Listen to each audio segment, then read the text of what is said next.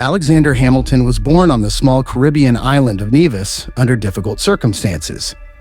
He was the illegitimate son of Rachel Fawcett and James Hamilton. His father abandoned the family, and his mother died when he was still a teenager. Despite this adversity, Hamilton displayed an exceptional intellect and a passion for reading and writing. His early hardships forged a sense of resilience that would define his future. Thanks to the support of local benefactors impressed by his talents, Hamilton left the Caribbean and traveled to New York to study at King's College, now Columbia University. In the vibrant, politically charged environment of pre-revolutionary America, he quickly rose as a vocal critic of British rule. His essays and pamphlets gained recognition for their clarity and force, marking his entry into public political life.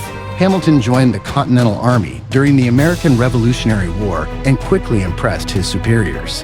In 1777, George Washington appointed him as his chief aide-de-camp. Hamilton managed Washington's correspondence, coordinated military strategies, and became a trusted advisor. This close relationship with Washington helped launch his future political career. In 1780, Hamilton married Elizabeth Schuyler, the daughter of General Philip Schuyler, a prominent New York family. The marriage not only provided Hamilton with emotional support, but also strengthened his ties to influential political and military figures. Eliza would remain a steadfast partner through triumphs and scandals, and later became the guardian of his legacy after his death. Hamilton earned battlefield distinction at the Siege of Yorktown, the final major engagement of the Revolutionary War. He led a successful assault on a British redoubt, demonstrating both bravery and leadership. This act of valor won him acclaim and allowed him to return home with a reputation as both a thinker and a warrior. After the war, Hamilton became a successful lawyer in New York and was elected to the Continental Congress. He was a leading voice advocating for a stronger federal government, frustrated by the weaknesses of the Articles of Confederation.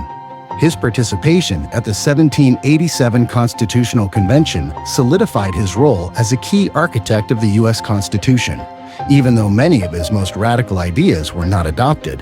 In an effort to promote ratification of the new Constitution, Hamilton conceived and authored the majority of the Federalist Papers, a collection of 85 essays written with James Madison and John Jay.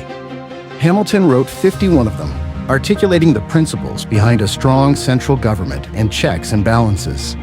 These essays remain foundational to American political philosophy. As the nation's first Secretary of the Treasury under President George Washington, Hamilton established the economic framework of the United States.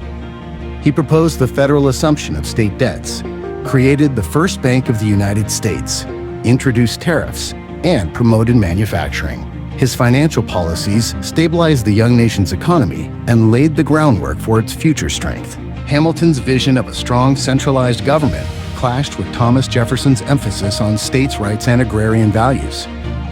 Their fierce rivalry led to the emergence of America's first political parties, the Federalists, led by Hamilton, and the Democratic Republicans, led by Jefferson.